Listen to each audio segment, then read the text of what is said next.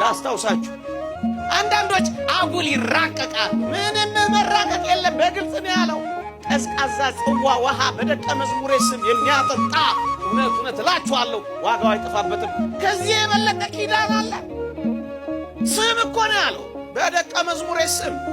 ማቴዎስ ወንጌል ምዕራፍ 10 ሁላችሁም ታውቁታላችሁ። የኪዳን ምንጫችን ኦሪት፣ የኪዳን ምንጫችን ጌታችን ነው። ሌላ ኬታ መጣ? ሌላ ኬታ መጣ? እዩ፣ በደቀ መዝሙሬ ስም ቀዝቃዛ ጽዋ ውሃ የሚያጠጣ ዋጋው አይጠፋበትም። አየህ፣ ዋጋ አይጠፋ። እናንተም ይህን ቃል ኪዳን ተጠቃሚ ለመሆን ነው እዚህ ፀሐይ የምትደበደቡ፣ ይሄን በዓል የምታከብሩ፣ እኛም የምንጮኸው፣ ደግሞም ሌሊቱን በማህሌት ያነቡት። የዚህ ቃል ኪዳን በረከት ጽዋ ውሃ ብቻ አይደለም፣ ደማችሁንም ታፈሳላችሁ። እናንተ እናውቃለን።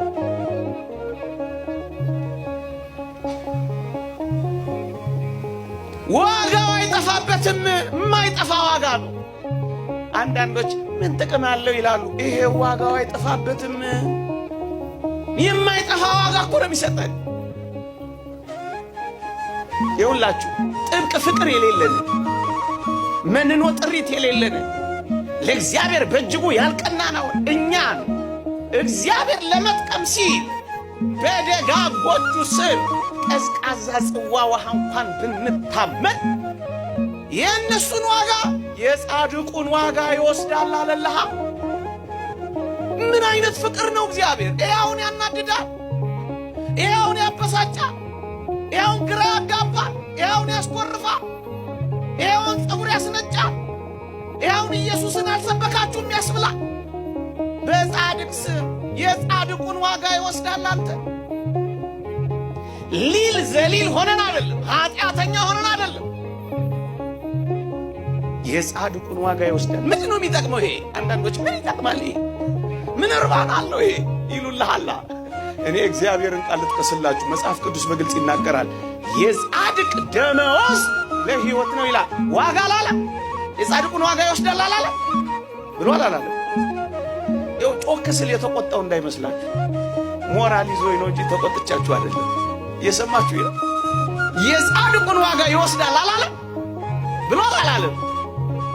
የጻድቁ ዋጋ ታዲያ ጥቅሙ ምንድን ነው ካላችሁኝ፣ የጻድቅ ደመወዝ ለሕይወት ነው ይላል። ለመዳን ነው፣ ለመዳናችን ነው የሚጠቅመን። ይጸልዩልና፣ አብረውን ይቆማሉ፣ ያማልዱናል፣ አጋንንትን ይዋጉልናል፣ ያሳፍሩልናል። አዎ ያስፈልጉናል ወገኖቼ። ለዚህ ነው ይሄን ለምን ያስፈልጉናል? አንድ ሁለት ነገር ነግሬ ላብቃ። ምዕመናን ፀሐይ ላይ እንዳላቆማችሁ እየሰማችሁ ነው። አታውቁትም ብለን አይደለም፣ ግን የምር መነገር አለበት። ለምንድን ነው ግን የሚያስፈልጉን? መጀመሪያ ያስፈልጉናል አያስፈልጉንም? እንግዲህ እግዚአብሔር ያሳያችሁ። የጻድቁን ዋጋ ይወስዳል። እንዲህ የሚሉ ቃላትን አነበብኩላችሁ። የጻድቅ ደሞዝ ለሕይወት ነው ተባለ። ኪዳናቶቻቸው እንዴት እንደረዱ አሳየኋችሁ። እነዚህ ኪዳናት እግዚአብሔር ለዘላለም በሚነሱ ቅዱሳን ውስጥ ሲሰጥ ነው የሚኖረው። እግዚአብሔር ንፉግ አይደለም። ይሄ የእግዚአብሔር ፍቅር መገለጫ ነው። ይህ እንዴት ነው?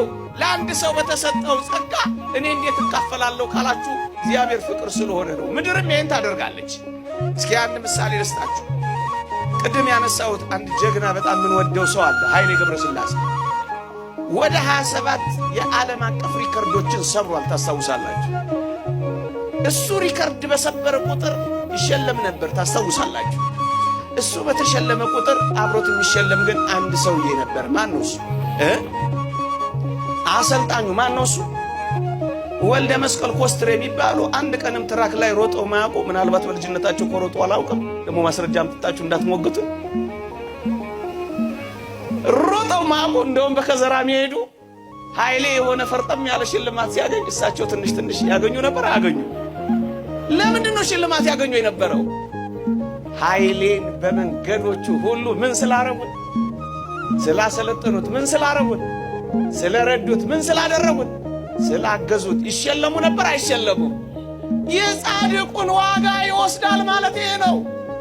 ስላሰብከው፣ ምስኪኖችን ስለረዳ፣ በጸሎት ስለተጋገዝ፣ ስላሰብከው የሽልማቱ ዋጋ ላንተም ይደርሳል። ሕይወት ማለት እኮ ይሄ ነው። ለምን ነው የሚጠቅመን? ለሕይወት ነው የሚጠቅመን። ያስፈልጉናል አያስፈልጉንም? ይሄ ነው እኮ ትልቁ። ብዙዎች እንደማያስፈልጉ አድርገው ሲያስቀምጧቸው እንዴት ወንጌልን እንደተስተውላችሁ የእግዚአብሔር ቃል እንዲህ ይላል፣ እናንተን የጣለ እኔን ጣለ ይላል። ቅዱሳንን እኮ ነው እየሰማችሁ። ሐዋርያትን የጣለ ማንን የጣለ ነው? ጮክ ብላችሁ ንገሩኝ። ማንን? ኧረ ንገሩኝ በደምብ።